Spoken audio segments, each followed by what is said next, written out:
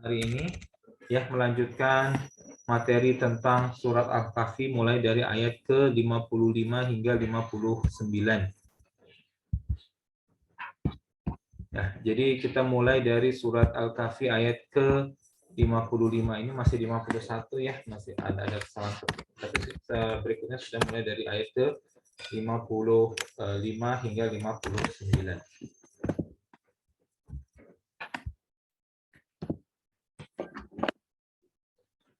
Ya, jadi ayat yang terakhir kemarin itu tentang ayat ke-54 itu tentang bahwa Allah telah mengulangi bermacam-macam perumpamaan dalam Al-Qur'an. Walaqad sarrafna fi hadzal qur'ani lin-nasi min kulli matsal wa kana al-insanu aktsara syai'in jadala. Ya, dan sesungguhnya kami telah mengulang-ulangi bagi manusia dalam Al-Qur'an ini bermacam-macam perumpamaan, dan manusia adalah makhluk yang paling sering membantah. Nah, ayat selanjutnya ini keterangan bahwa yang paling sering membantah itu adalah orang-orang yang kafir dan orang-orang munafik sebenarnya. Ya, jadi kita lanjutkan surat ayat ke-55. Wa ma mana'an nasa ayyuminu idza'ahumul huda wa yastaghfiru rabbahum illa an ta'tiyahum sunnatul awwalina aw ya'tiyahumul 'adzabu qubula.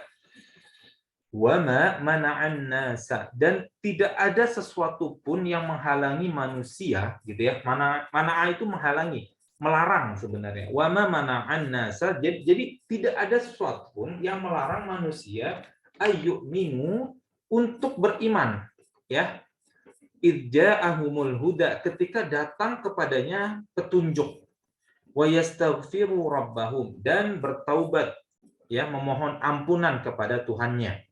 Ya, jadi manusia itu ketika dia hendak masuk Islam, maka dia dituntut untuk beriman dan bertaubat atas kesalahannya di masa lalu, begitu. Wa yastaghfiru rabbahum illa an ta'tiyahum sunnatul awwalina aw ya'tiyahumul adzabu qubula.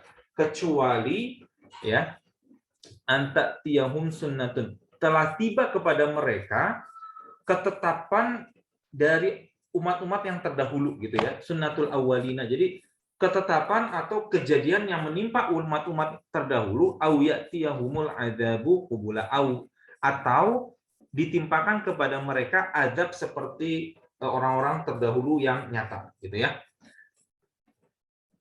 Jadi mereka itu tidak ada yang menghalangi dari sifat beriman, ya, dari keinginan untuk beriman setelah adanya petunjuk, ya, dan dari memohon ampun kepada Tuhannya, kecuali dalam hati mereka itu ada keinginan untuk menantang, gitu.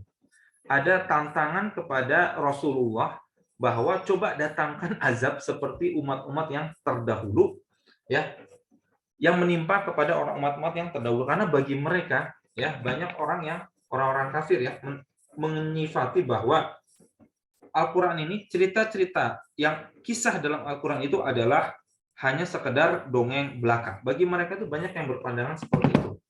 Ya, sehingga dalam hati mereka itu, walaupun telah diceritakan kepada mereka azab yang menimpa umat-umat yang terdahulu, ya, atas sebab mereka yang kufur terhadap Allah dan Rasul-Nya, mereka itu tidak langsung percaya, gitu. Ya, mereka tidak langsung percaya, bahkan seringkali mereka itu menjadi menantang kepada Rasul, coba datangkan azab kalau emang ada, gitu ya. Coba datangkan azab jika memang ada azab tersebut, begitu. Ya.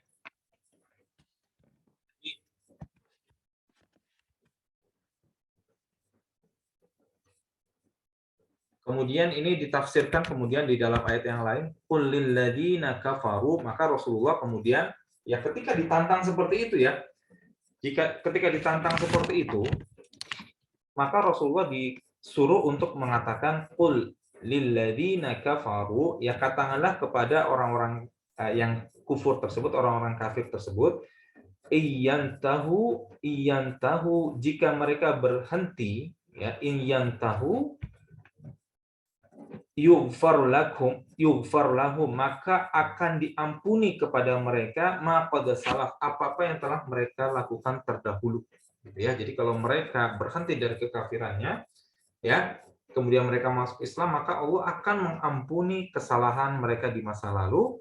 Wa iya'udu, ya wa iya'udu, dan jika mereka kembali lagi, faqad madat, ya sesungguhnya akan madat, akan berlaku, ya. Faqad itu benar-benar sesungguhnya. Faqad, ya, suatu bentuk apa ya, tekanan gitu ya.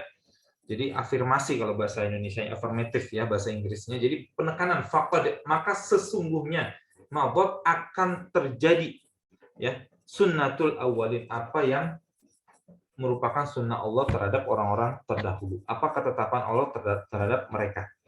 Nah, ini harus dipahami bahwa ketetapan Allah terhadap orang-orang kafir, ini kan turunnya kepada orang-orang kafir Quraisy terutama gitu ya. Itu bukan selalu bahwa mereka dihancurkan melalui adab. Ini harus kita pahami, ya. Bahkan mereka akan dihancurkan melalui jalan yang terlihat seperti natural gitu ya Bu, melalui perang misalnya. Ya, jadi orang-orang kafir ini ketika mereka tidak masuk Islam, ya, mereka tidak menerima Islam, maka diancam kemusnahannya seperti orang-orang kafir di zaman dahulu, orang-orang kafir sebelum zaman Rasulullah. Tetapi yang harus dipahami belum tentu melalui dengan cara adab seperti adabnya orang-orang terdahulu, seperti adab kaum Nabi Nuh gitu ya, yang ditimpakan banjir kepada mereka. Ya, karena adab itu bisa berbagai macam, ya, dan termasuk pada orang-orang kafir Quraisy ini adalah apabila mereka dimusnahkan melalui tentara Rasulullah, itu juga termasuk, ya, melalui peperangan. Kita lihat pada perang Badar, ya, perang Badar itu di situ banyak pemuka kaum kafir Quraisy yang mati di perang itu. Abu Jahal mati di perang itu, ya, Walid bin Mughirah meninggal mati di perang itu, Umayyah bin Khalaf mati juga di perang itu. Jadi kemusnahan yang ditimpakan oleh Allah kepada orang-orang kafir Quraisy itu tidak selalu berupa azab dari langit atau dari dalam bumi gitu ya, tetapi bisa juga melalui jalur peperangan, ya, yang dilakukan oleh Rasulullah dan pengikutnya begitu ya, karena orang-orang kafir ini bagi mereka dijanjikan kemusnahan, ya.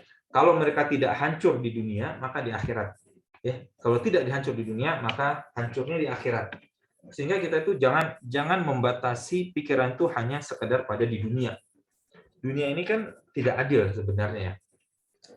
Kenapa kelihatan tidak adil? Kenapa banyak orang-orang kafir misalkan yang mereka itu mendapatkan nikmat dunia yang luar biasa, dibukakan untuk mereka pintu dunia. Yang kesalahan adalah kesalahan pada cara berpikir kita begitu. Karena memang dunia itu diciptakan sempit. Dunia adalah tempatnya ujian, ya, baik berupa kemiskinan maupun kekayaan, itu adalah keduanya adalah ujian. Nah, kita harus berpikir bahwa Allah itu sifat keadilannya itu berlaku nanti terus sampai di akhirat. Ya, sifat keadilan Allah, keadilan dari Allah berlaku sampai ke akhirat. Ya, di dunia adalah tempat kita beramal, kita berusaha sebaik mungkin untuk menjalankan apa yang telah disyariatkan oleh Allah. Ya, tetapi sifat keadilan dunia itu sangat terbatas karena dunia ini sempit. Tidak mungkin semua orang menjadi presiden misalnya. Tidak semungkin semua orang menjadi pemimpin. Ya, nggak usah presiden. Tidak semua orang bisa menjadi PNS misalnya. Itu kan simpel ya. Tidak semua orang bisa seperti itu karena memang dunia ini sempit. Ya, karena sempit, keadilan Allah itu tidak terbatas di dunia gitu, tetapi terus di akhirat. Ya, sehingga orang-orang yang di dunia mereka berkorban untuk agama Allah, ya, mereka rela berjihad, mereka berdakwah untuk kepada agama Allah, agama Islam ini, ya, balasannya nanti di akhirat. Nah, itulah seadil-adilnya nanti seadil-adilnya nanti sifat keadilan Allah gitu ya akan sangat terlihat nanti ketika di pengadilan di Yaumul Mahsyar gitu ya, di akhirat nanti. Jadi tidak di dunia, tidak terbatas di dunia gitu maksud saya. Ya, di dunia itu kita akan melihat sedikit dari keadilan Allah, tetapi sebenarnya tidak terbatas sampai dunia. Ya, kita itu pikirannya sebagai muslim harus diluaskan sampai di akhirat. Ya, sampai di akhirat. Ya, seperti itu. Oke, kita lanjut ya. Ayat surat Al-Kahfi ayat 56. Suara saya terputus-putus? Masih terputus-putus? Kurang paham juga ya, saya sudah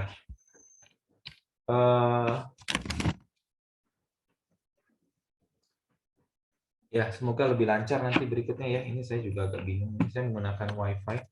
Sejauh ini sih masih lancar saja kalau saya lihat ya itu ya. Cuman nggak tahu kalau tempat Ibu. Masih terputus-putus Ibu? Masih terputus-putus suara saya? 1, 2, 3, 4, 5, 6, 7, 8, 9, 10. Masih terputus-putus?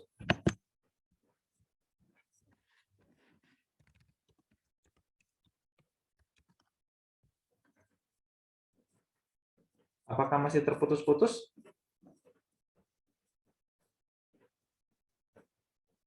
Ya. Saya coba ini kan saja kali ya. Saya coba, tapi kalau menggunakan Telkomsel ini juga sebenarnya. Ya, semoga nanti berikutnya tidak terputus-putus. Atau kita coba untuk membuat secara offline nanti ya. Mungkin sekitar setelah Al-Kahfi ini selesai, kita coba pertemuan secara offline. Ya, entah gimana ya. Kalau masjid tidak terima, ya mungkin kita bisa cari di rumah gitu ya. Wa ma nursilul mursalina illa mubashirina wa mundhirin. Ya, wa ma nursilul mursalina, dan tidaklah kami mengutus mursalina, rasul. Mursalin ya, itu sebenarnya dia itu sebagai apa ya, yang ditimpakan pesan gitu ya, mursal ya, jadi diberikan pesan gitu. Wa ma nursilu, arsala yursilu, arsala mengutus ya, nursilu kami mengutus, jadi tidaklah kami mengutus al mursalina, orang para rasul atau para pembawa pesan begitu ya, orang-orang yang diberikan pesan, illa mubasyirina wa mundirin, kecuali sebagai pembawa kabar gembira dan sebagai peringatan gitu ya. Mubasyir, pembawa kabar gembira. Apa maksudnya pembawa kabar gembira?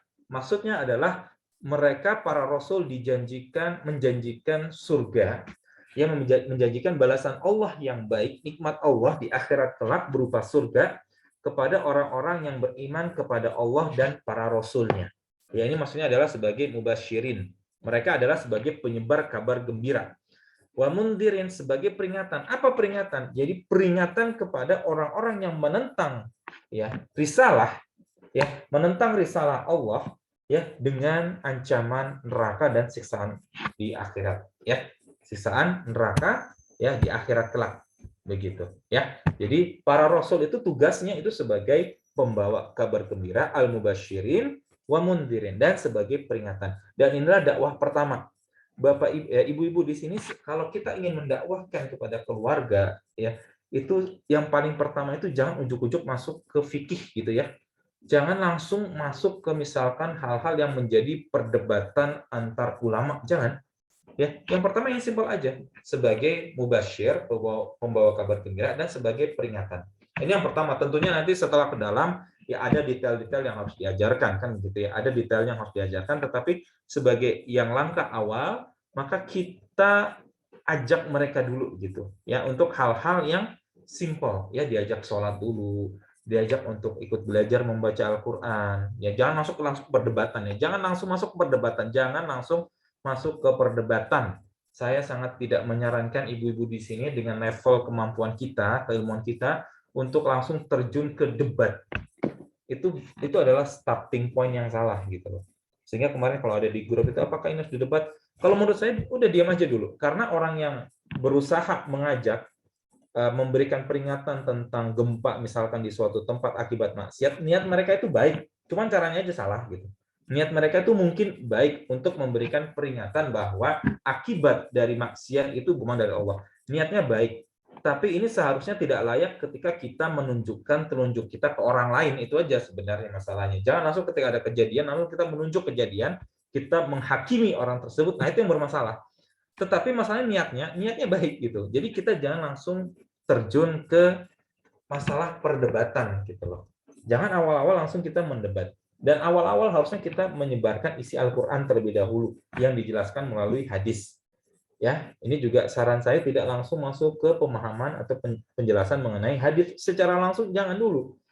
Ya, karena stepnya nggak begitu gitu. Stepnya nggak begitu. Jadi seharusnya kita sambil mempelajari, yang pertama adalah cara membaca Al-Qur'an, mempelajari bahasa Arabnya, kemudian kita mendalami isi Al-Qur'an dengan pemahaman salafus saleh dengan hadis yang dibawakan oleh Rasulullah.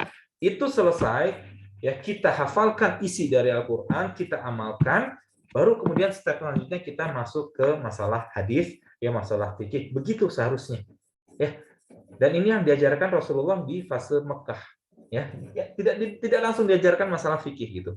Masalah fikih, masalah cara sholat itu nanti di Madinah yang banyak keluar, terutama di tahun pertama, tahun kedua itu banyak ya syariat mengenai fikih itu banyak nanti di Madinah di tahun-tahun awal.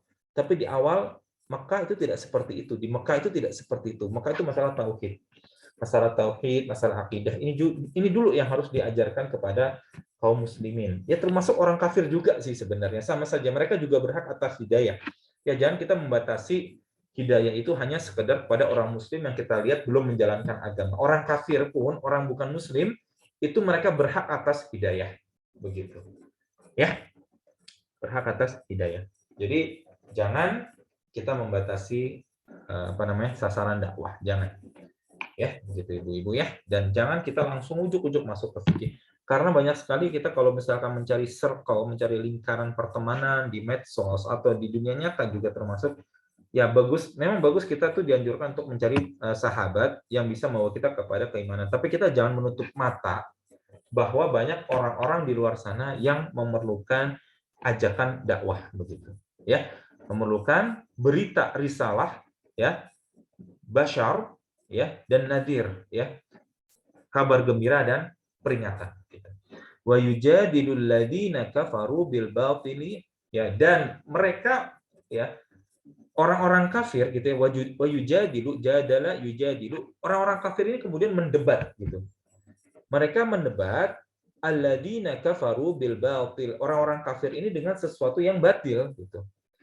Ya, jadi orang-orang kafir ini doyannya berdebat. Orang-orang yang menutup diri. Di sini kafir sebenarnya lebih kepada orang-orang yang menutup diri dari hidayah gitu ya. Orang-orang kafir, orang-orang yang kafir yang menutup diri dari hidayah. Mereka mendebat apa yang didakwahkan oleh Rasulullah dengan sesuatu yang batil. Dan seringkali sesuatu yang nggak nyambung. Nanti kita lihat ya beberapa contohnya. Sesuatu yang nggak nyambung. Ya, sesuatu yang tidak nyambung. Jadi kebiasaan orang kafir ini mendebat dengan sesuatu yang tidak nyambung.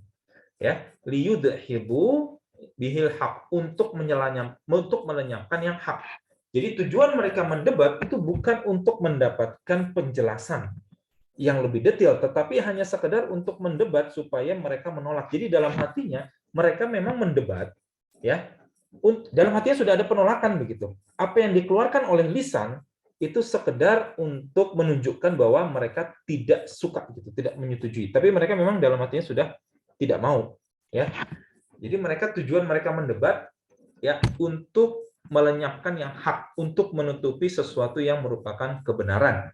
Jadi ibu-ibu di sini termasuk saya juga, jika kita mendapatkan suatu dalil lalu kita mendebat ya, padahal itu jelas hadisnya, jelas peringatannya, mendebat itu seringkali hati-hati, seringkali tujuannya hanya sekedar untuk memuaskan nafsu kita untuk menang gitu, menang debat. Makanya saya sangat menyarankan debat itu biasa aja lah ya.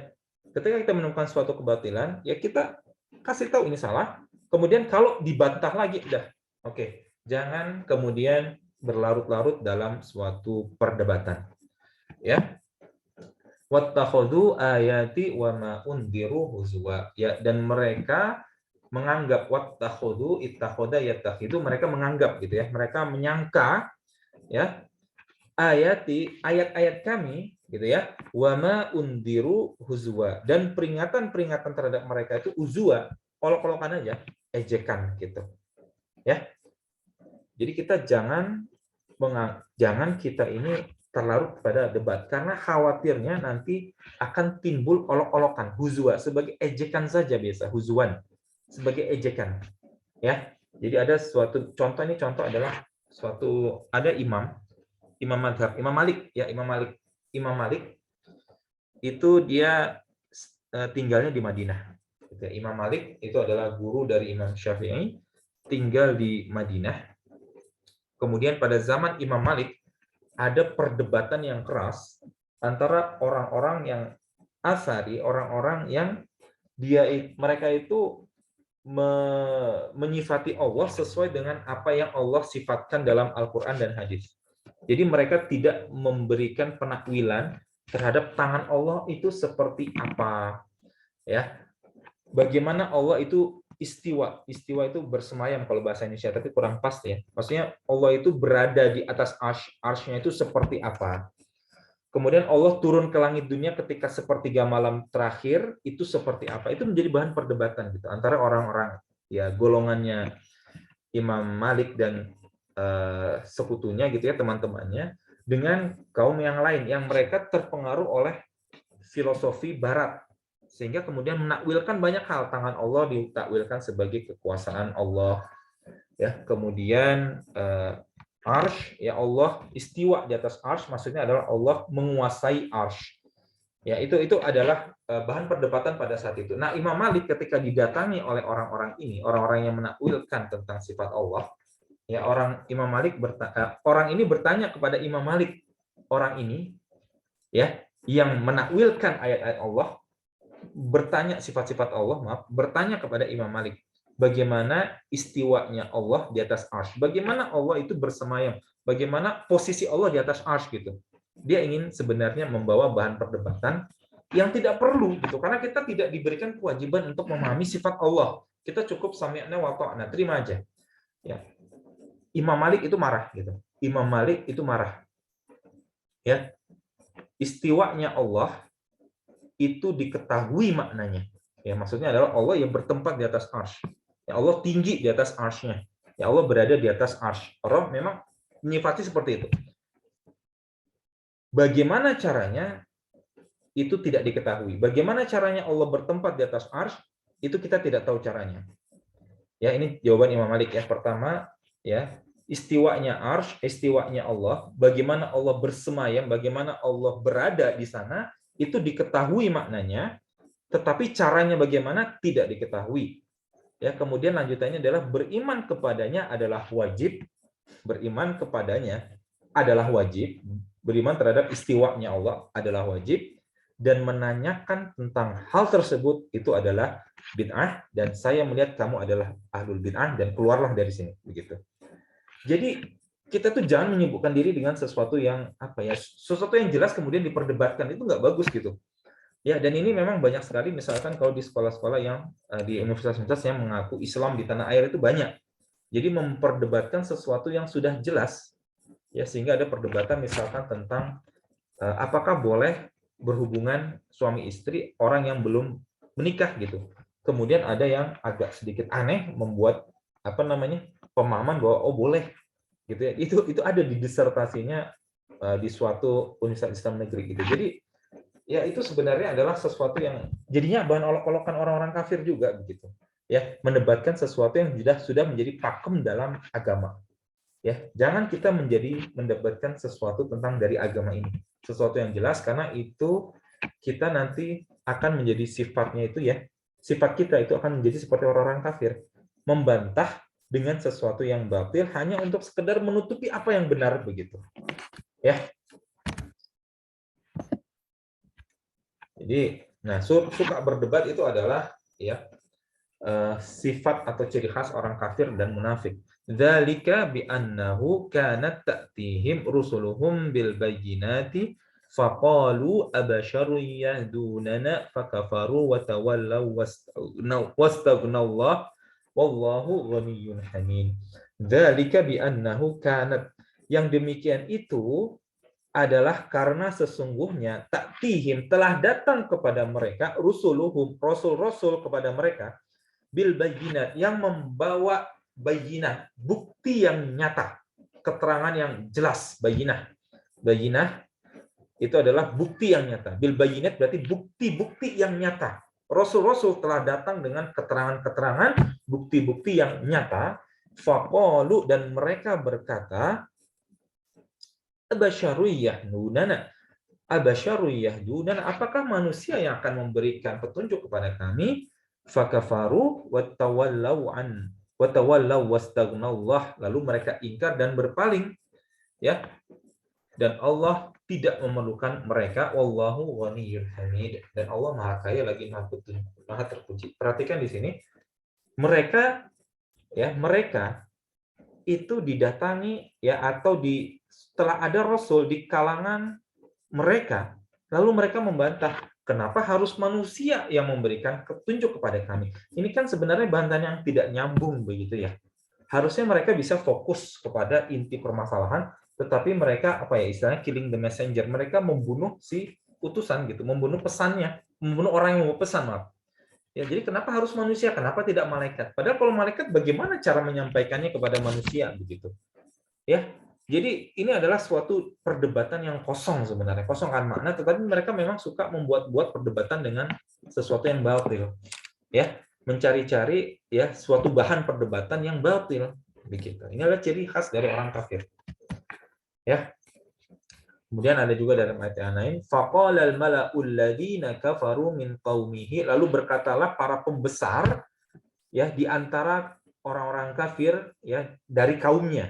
Ya, jadi maka pemuka-pemuka ya al-mala'u itu adalah pemuka seperti halnya ketika raja di zaman Nabi Yusuf berkata kepada para pembesarnya ya, para pembesarnya ya raja dari ya ketika hendak di apa namanya ketika hendak dimintakan fatwa terkait dengan mimpi gitu ya, terkait dengan mimpinya raja ya, ketika raja berkata wa qalal maliku inni ara sab'a baqaratin simanin ya'kuluhunna sab'un ijafu wa sab'a sumbulatin khudri wa ukhra yabisat. Jadi raja ini melihat ada 7 sapi yang gemuk dimakan oleh 7 sapi yang kurus, kemudian ada 7 bulir gandum yang hijau dan 7 bulir gandum yang kering gitu. Ya ayyuhal mala, wahai para pembesarku gitu ya. Wahai para pembesar, jadi menteri-menterinya gitu ya. Menteri-menterinya coba berikan fatwa terkait hal ini jika memang kalian adalah ahli dalam menafsirkan mimpi gitu ya. Nah, al-mala'u adalah para pembesar. Ya, faqalal mala'ul ladzina kafaru min qaumihi ma hadza. Tidaklah orang ini illa bashar, hanya manusia biasa, mislukum, seperti kamu. Jadi para pembesar kaum kafir, orang-orang kafir itu melihat para nabi itu sebagai orang biasa seperti kita gitu. Yuridu ayyatafaddala alaikum, yang hendak menjadi lebih tinggi daripada kalian. Perhatikan, ini adalah tuduhan dari para pembesar. Ya, ini kita nanti bisa melakukan tadabbur di sini. Ya, ciri Al-Quran adalah kaya akan tadabbur dan kita bisa menghubungkan dengan kehidupan kita di sehari-hari. Ya, walau sya'allahu la anzala malaikatan ma sami'na bihadza fi abainal awwalin. Dan kalau Allah menghendaki gitu ya, walau sya'allahu, dan kalau jika Allah menghendaki, la anzala malaikah, maka dia Allah akan menurunkan malaikat ma sami'na bihadza ya. Jadi kami belum pernah mendengar tentang risalah ini fi abainal awwalin, dari nenek moyang kami begitu. Jadi perhatikan, ini kita bisa, ini ciri khas debatnya orang-orang kafir gitu. Jadi ketika ada ada seorang rasul itu kemudian itu dibantahnya dengan cara membantah personalnya yang diserang, padahal personalnya juga bagus gitu. Rasulullah itu terkenal sebagai orang al-amin, sebagai orang yang dapat dipercaya sebelum menjadi rasul. Ya, tapi setelah menjadi rasul, Rasulullah ini diserang habis-habisan oleh kaumnya. Dan kita harus paham bahwa ini tidak hanya terjadi pada Rasulullah.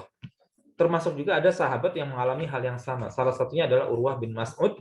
Itu adalah sahabat dari Taif, dari kota Taif, ya, dari Bani Thaqif. Sebelum masuk Islam, beliau dihormati. Setelah masuk Islam, beliau dibunuh, langsung dibunuh. Ketika sholat langsung dipanah begitu. Jadi ini perhatikan, mereka itu apa ya?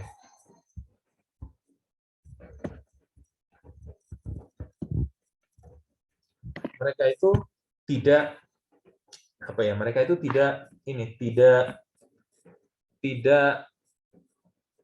tidak menghormati ketika sudah mencoba untuk menyampaikan al-haq, menyampaikan risalah begitu. Dan orang-orang kafir ini berpendapat harusnya yang datang malaikat, nggak nyambung, sekali lagi tidak nyambung, dan belum pernah kami dengar seruan dari nenek moyang kami. Dan ini kalau kita perhatikan coba al-mala'u, dan ini adalah catatan penting. Ini banyak tadabbur yang bisa kita ambil dari ayat-ayat ini ya. Pertama tentang ciri debatnya orang kafir, kemudian yang paling sering mendebat adalah para pemukanya, para tokohnya itu yang sulit untuk didakwahi memang. Karena mereka punya banyak, mereka akan kehilangan banyak hal kalau mereka menerima risalah. Ya, dan dunia itu ketika sudah masuk ke dalam diri seseorang itu sulit.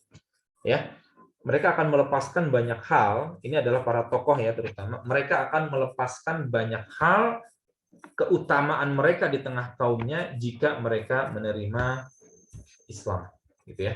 Mereka akan kehilangan banyak hal. Ya, mereka akan kehilangan banyak hal. Sehingga yang lebih sering menerima Islam itu biasanya ya, itu adalah kalau bukan pemuda, orang-orang ya fakir miskin begitu. Orang-orang fakir miskin yang biasanya pertama kali menerima dakwah. Gitu. Oke.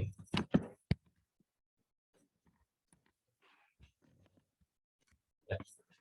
Surat Yasin juga kita lihat, awalam yaral insanu anna khalaqnahu min nutfatin fa idza huwa khasimun mubin. Dan apakah manusia tidak memperhatikan bahwa kami menciptakan dari setitik air, maka tiba-tiba ia menjadi penantang yang nyata gitu.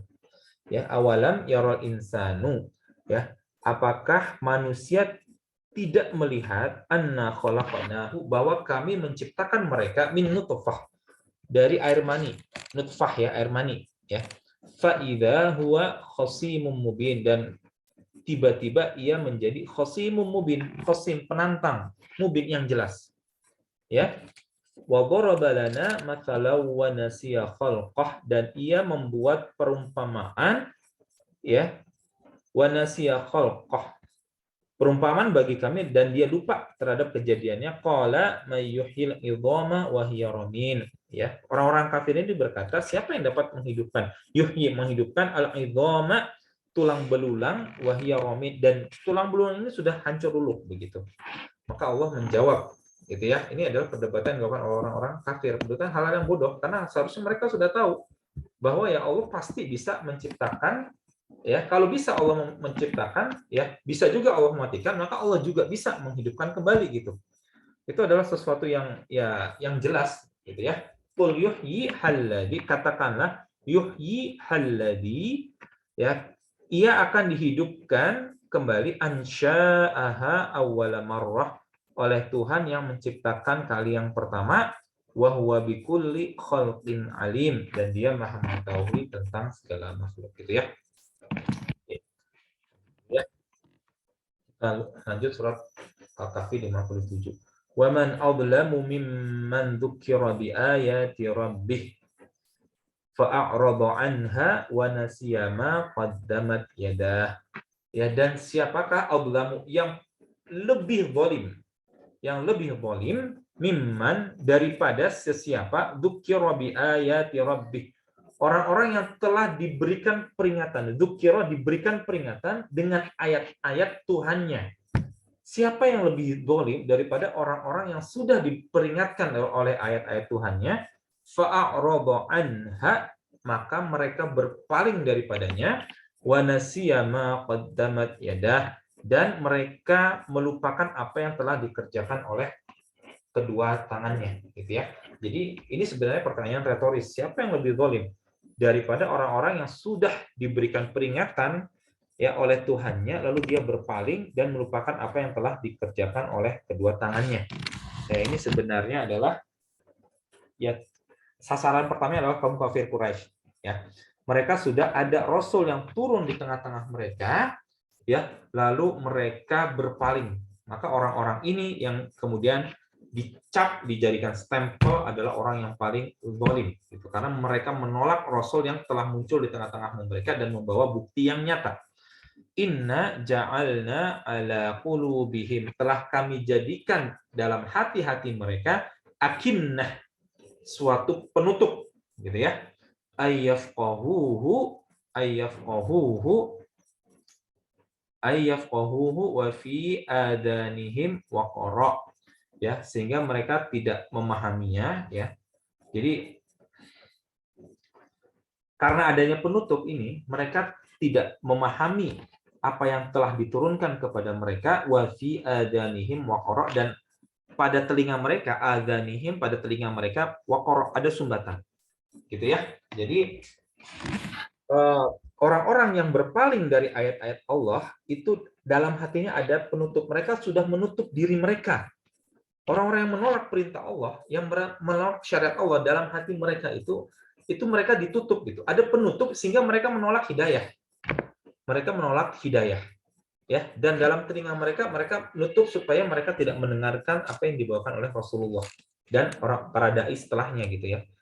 Oke, jadi sangat salah zaman sekarang kalau misalkan kita memberikan peringatan kepada seseorang lalu dijawab ya nanti tunggu hidayah.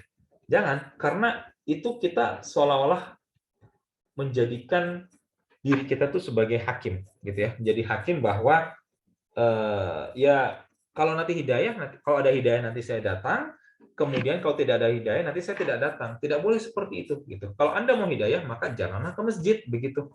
Misalkan, atau ikutilah majelis ta'lim. Ya, jangan menutup hati kita. Jangan ditutup. Jangan ditutup. Ya, karena kalau ditutup hidayah tidak akan pernah bisa masuk. Jadi tidak bisa kemudian dijadikan apa namanya? Wah, nanti saya akan menggunakan jilbab misalnya untuk ibu-ibu ya, jika ada hidayah. Ya tidak bisa seperti itu.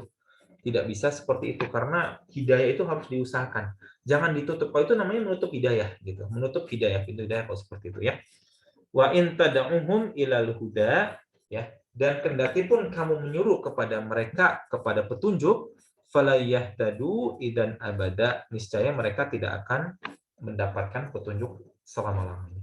Ya, jadi mereka yang menutup hatinya, yang mereka yang menutup hatinya, mereka tidak akan pernah bisa mendapatkan petunjuk selama-lamanya. Dan mereka adalah orang yang paling zalim. Ya, jadi tapi di sini bukan sebagai discouragement ya. Jadi bukan sebagai apa ya, peluntur semangat. Tidak boleh kita ketika melihat ada orang yang belum mendapatkan apa ya, petunjuk, kemudian kita udahlah, dia tidak akan pernah bisa mendapatkan hidayah. Kita tidak pernah tahu masa depannya. Ya, bisa jadi pada saat ini mereka memang masih menutup hatinya, maka kita doakan mereka supaya suatu saat akan dibuka hatinya. Kita doakan mereka supaya suatu saat akan dibuka hatinya. Kalau mereka menutup hatinya, kalau mereka selamanya menutup hatinya, termasuk kita juga sebenarnya, kalau kita menutup hati kita, maka memang selamanya kita tidak akan pernah bisa mendapatkan petunjuk dari Allah gitu. Ya. Maka kita harus senantiasa membuka hati kita kepada petunjuk. Buka hati kita kepada petunjuk. Ini penting ya. Buka hati kita kepada petunjuk. Warabbukal ghafuru dzur rahmah, dan Tuhanmu yang Maha Pengampun yang memiliki rahmat. Ya, dzur rahmah, yang memiliki kasih sayang. Ya, rahmah, kasih sayang, rahmat. Lau yu'akhiduhum bima kasabu la'ajjala lahumul adzab. Jika dia Allah mengadab mereka, ya, lau yu'akhiduhum, jika Allah mengadab mereka bima kasabu, atas sebab perbuatan mereka, la'ajjala lahumul adab, niscaya Allah akan menyegerakan adab mereka. Tetapi ini tidak terjadi. Kenapa? Allah Maha Pengampun dan Allah memiliki kasih sayang. Ya, Allah dan juga kemudian Rasulullah Muhammad SAW memiliki kasih sayang kepada umatnya. Sehingga Rasulullah tidak serta-merta memintakan adab. Ya, Rasulullah tidak serta-merta memintakan adab kepada kaumnya yang menolak dakwah gitu. Ya, karena kasih sayang juga. Ya, kasih sayang juga. Ballahum mau'idul layyajidu min dunihi mau'ila. Tetapi bagi mereka, mau'iduhum. Mau'idun itu adalah waktu yang dijanjikan. Ada waktu tertentu nih.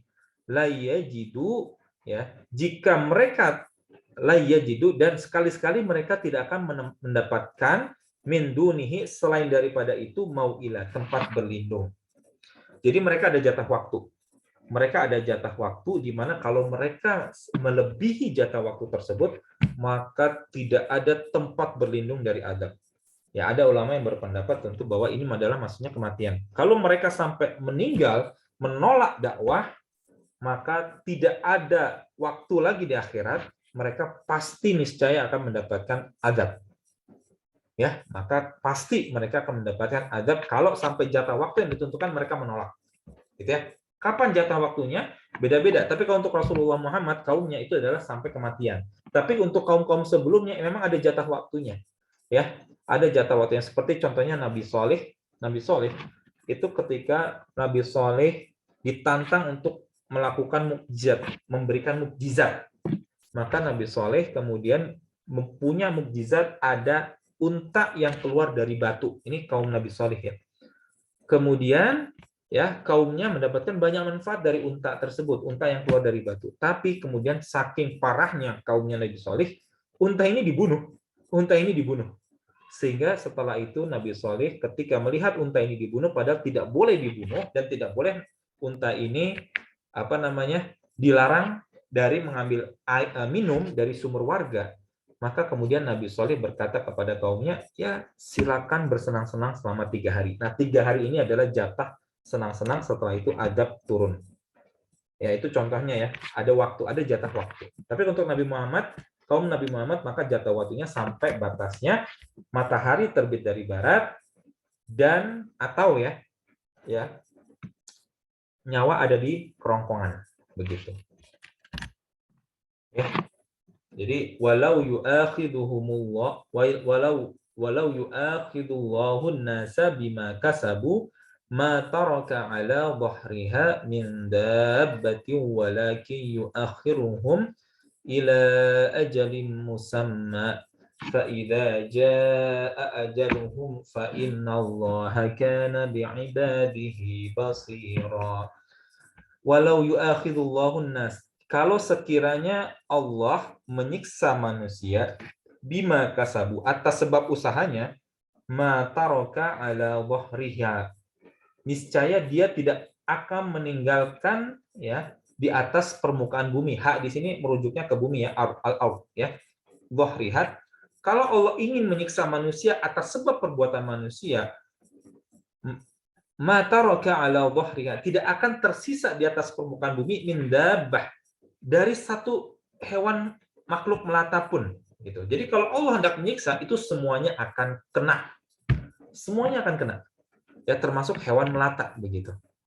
Ya. Walakin tetapi yuakhiruhum ila ajalin musamma, tetapi Allah menangguhkan ya waktu penyiksaan tersebut hingga sampai waktu tertentu. Fa idza jaa ajaluhum fa innallaha, sampai tiba ya, fa idza, jika sudah tiba, jaa waktunya sudah tiba gitu ya. Jaa itu tiba ya. Dan jika telah tiba ajaluhum, ajalnya, waktu mereka, fa innallaha, sesungguhnya Allah kana bi'ibadihi basira, Allah Maha melihat dari keadaan hambanya. Nah, ini berarti batas bahwa batas waktu penyiksaan itu nanti setelah meninggal gitu. Sampai meninggal, baru nanti kemudian ada azab kubur, ya baru nanti kita akan masuk ke penimbangan ya di hari yaumul mizan, di hari penimbangan dan surga dan neraka gitu ya. Jadi untuk kaum Muhammad ini, kaum Nabi Muhammad, kita agak ya dalam tanda kutip beruntung gitu ya. Kita waktunya itu nanti sampai meninggalnya kita. Cuman atas sebab meninggalnya kadang-kadang kan beda-beda ya. Ada yang karena ya bencana alam, ada yang karena sakit, atau tidak ada sebab khusus tiba-tiba meninggal. Kita tidak pernah tahu batas waktu kita. Itulah sebabnya kita jangan merasa husnuzon. Jangan kita husnuzon kepada diri kita bahwa kita ini akan masuk surga. Jangan. Khawatirnya nanti ternyata ada setan menang di akhir-akhir gitu ya. Kemudian kita tergelincir gitu. Maka kita harus senantiasa berdoa ya supaya Allah mengakhirkan kita, akhirnya kita itu adalah akhir yang baik, husnul khotimah. Begitu. Ya, jadi terakhir watilkal qura ya, watilkal qura ahlaknahum lamma zalamu wa ja'alna limahlikihim mau'ida. Ya, jadi kalau misalkan Allah hendak membinasakan semuanya, dan lihatlah watilkal qura, penduduk negeri, ahlaknahum, yang telah kami binasakan mereka. Ya, jadi di sini hum, Allah menggunakan kata hum, kenapa? Maksudnya adalah para penduduk mereka. Dalam arti gini, ini kalau ibu-ibu yang paham bahasa Arab, seharusnya watilkal qura, qura itu negeri, ya, wilayah, ahlaknaha. Kenapa digunakan kata ha? Ya, digunakan kata hak, bomir hak, karena dia merujuk kepada negeri, benda mati. Tetapi di sini Allah maksudnya adalah Allah hendak membinasakan isi dari negeri tersebut, orang-orangnya. Maka Allah menggunakan kata hum. Watilkal qura ahlaknahum. Dan lihatlah ya, ketika suatu negeri yang kami binasakan penduduk negerinya, lamma zalamu, ketika mereka berbuat zalim. Ya, zalim itu apa? Tadi zalimnya mereka menolak apa yang telah Rasulullah dakwahkan dari risalah ini. Ya, zalamu ini kan tadi ya konteks sebelumnya adalah siapa orang yang lebih zalim, waman adlamu mimman, ya, orang-orang siapakah yang lebih zalim? Ya, tadi ya konteks sebelumnya. Ya. Siapakah yang lebih zalim? Ya, waman adlamu mimman dzukira bi ayati rabbih. Siapa yang lebih zalim daripada orang-orang yang telah diberikan peringatan bi ayati rabbih, dengan bukti dari Tuhannya. Fa'arada anha wa nasiya ma qaddamat yadah, lalu mereka menolak dan berpaling dan merupakan apa yang telah dilakukan oleh kedua tangan mereka. Jadi di sini siapa yang maksudnya adalah zalim adalah orang-orang penduduk negeri yang telah datang turun Rasul di tengah mereka lalu mereka menolak. Waja'alna, dan kami jadikan limahlikihim limahlikihim kebinasaan bagi mereka mau'idah, waktu tertentu. Jadi orang-orang yang mereka menolak, ya, menolak risalah dakwah itu bagi mereka ada waktu yang dijanjikan.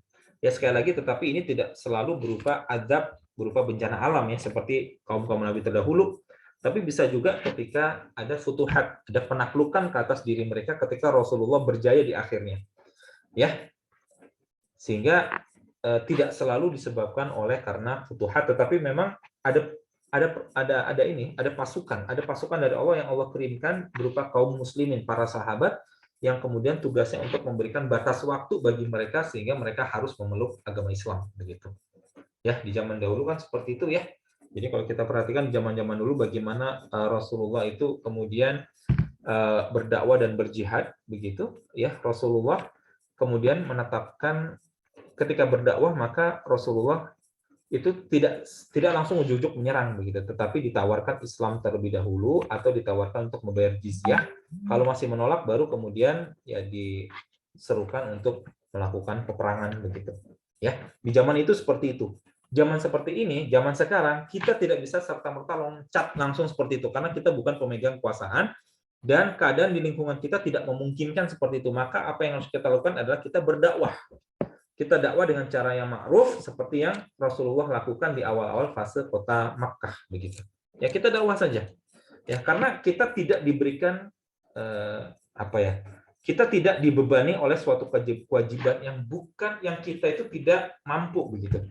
Ya, yang kita tidak mampu maka kita jangan laksanakan, nanti malah jadi tambah hancur. Tapi kita lakukan apa yang kita bisa. Bagaimana?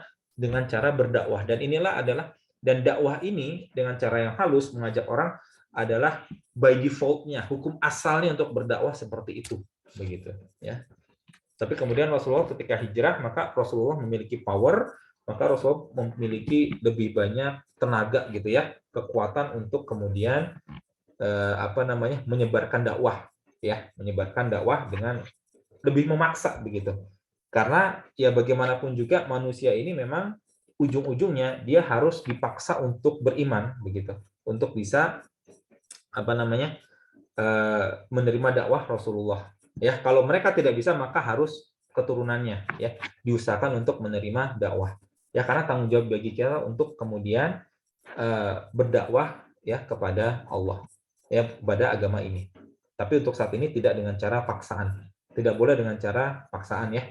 Ya, dakwah saja, dakwah kemudian berdoa dan seterusnya gitu ya. Wa ma kana rabbuka muhlikal qura hatta yab'atsa fi ummiha rasulan, dan tidaklah Tuhanmu ya muhlikal qura, membinasakan kota-kota, hatta yab'atsa fi ummiha, sampai dia membangkitkan atau Allah menurunkan rasul fi ummiha. Nah, ini maksudnya adalah menarik juga. Jadi ketika ada kota-kota ya suatu negara, rasul itu nanti biasanya ditempatkan di kota besar. Ya, di ibu kota gitu. Ummiha, di ibunya kota tersebut gitu. Ya, jadi Rasulullah itu secara umum turun sebagai orang perkotaan, orang yang banyak orang-orang dari segala macam penjuru datang begitu. Seperti Rasulullah Muhammad, Rasulullah turun di Mekah. Mekah itu adalah tempat pusatnya di kaum Arab, orang-orang Arab datang dari segala penjuru begitu. Ya, orang-orang Arab datang dari segala penjuru. Ya, hikmahnya tentu adalah orang-orang yang turun di perkotaan secara umum mereka lebih open minded, lebih terbuka terhadap berbagai macam perilaku manusia. Ya, beda dengan orang yang biasa hidup di pedalaman, maka yang terpikir oleh mereka hanya satu cara hidup tertentu. Beda dengan orang yang hidup di kota gitu ya. Rasulan, ya, rasul yatlu alaihim ayatina, yang membacakan kepada mereka ayat-ayat kami, ya. Wa ma kunna, dan tidak pernah pula kami muhliki, membinasakan al-qura, kota-kota, illa wa ahluha dzalimun, kecuali ya para penduduknya melakukan kezaliman gitu ya. Zalimnya apa? Yang tadi mereka menolak kabar gembira dan peringatan yang dibawakan oleh para rasul gitu. Ya, ini juga contohnya walamma ja'at rusuluna Ibrahim bil busyra, dan ketika kami ja'at rusuluna, utusan kami, tapi ini konteksnya adalah para malaikat malaikat dari Allah, Ibrahim datang kepada Nabi Ibrahim bil busyra, dengan kabar gembira. Jadi ini konteksnya adalah Nabi Ibrahim diberikan kabar gembira berupa anak dari Sarah yang kemudian namanya Ishak gitu ya. Sarah sudah lama belum punya anak, kemudian mandul begitu ya. Kemudian para malaikat datang kepada Ibrahim lalu memberikan kabar gembira bahwa nanti ada anak yang namanya Ishak, ya, busyra, kabar gembira. Lalu mereka berkata, inna muhliku, sesungguhnya kami akan membinasakan ahli hadhil qaryah, menghancurkan penduduk negeri ini. Jadi ini Nabi Ibrahim diberikan kabar bahwa kaumnya Nabi Lut itu akan dihancurkan gitu. Inna ahlaha. Nah, ini perhatikan, sesungguhnya penduduk ini adalah qaryah. Ya, qaryah. Ya, jadi negeri itu sebenarnya adalah benda mati, itu pada umumnya itu menggunakan apa yang dianggap sebagai muannats, sebagai feminin kalau bahasa Arab, bahasa Indonesianya gitu ya. Tapi kita tadi menggunakan kata hum gitu ya, mereka. Kenapa? Karena adalah penduduk. Tapi di sini adalah inna ahlaha kanu dzalimin. Jadi ini nanti yang dihancurkan adalah penduduk negerinya. Karena Allah sudah menggunakan kata ahli, maka Allah tidak menggunakan kata hum di sini. Ya, ini semoga bisa dipahami ya. Tapi di sini saya coba menjabarkan bahwa Allah ini sangat detail dalam menurunkan kitabnya, menurunkan ayat-ayatnya. Ya, kalau bagi ibu yang paham bahasa Arab ini akan memahami bahwa Allah ini sudah sangat detail. Ketika Allah menggunakan kata ahli, anggota, maka Allah menggunakan kata negeri itu disifati sebagai kotanya, maka menggunakan kata ha di sini. Ya, dhamirnya adalah dhamir ha, merujuk kepada feminin. Maksudnya adalah qaryah, kota.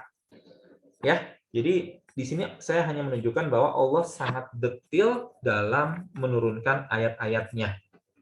Ya, dan kalau kita hendak memahami ayat Al-Qur'an, kita harus mengembalikan ke dalam bahasa aslinya. Kenapa orang-orang zaman sekarang jauh dari Al-Qur'an? Ya, paling pertama, walaupun ini bukan satu-satunya ya, bukan satu-satunya alasan, tapi yang paling pertama adalah karena mereka tidak paham agama, tidak paham bahasanya. Udah, itu paling jelas itu. Kenapa kita sulit untuk memahami isi Al-Quran? Ya karena kita tidak paham bahasa asli Al-Quran.